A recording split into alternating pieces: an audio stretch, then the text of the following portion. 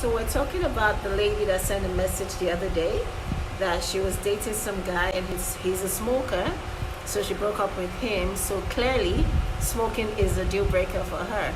And she was wondering what she should do now because she's dating someone else that smokes weed.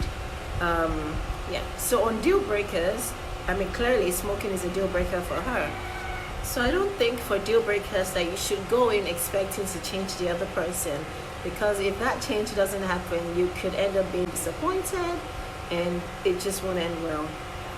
Personally, I think I would like I have habits that I would advise people about before it goes too far.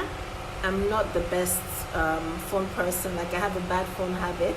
I sometimes miss my calls. I don't respond on time. So I would tell the person, this is the kind of person I am.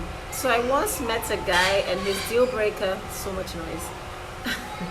So I once met a guy and his deal breaker was that, my phone habit could be really bad, and that was a deal breaker for him. So I asked, like, are you sure you can handle this? And he said, oh, let's see how it goes.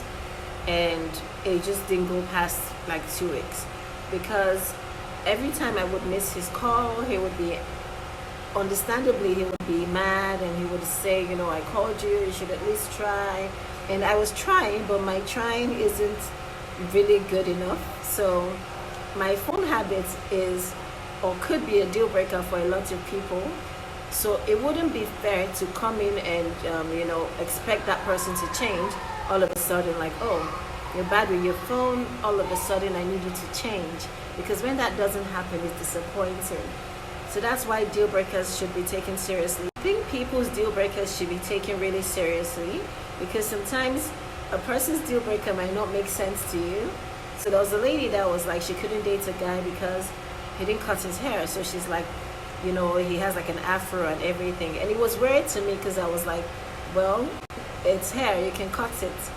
But a person's deal breaker is very important to them. You might not understand it, but I guess you should respect it.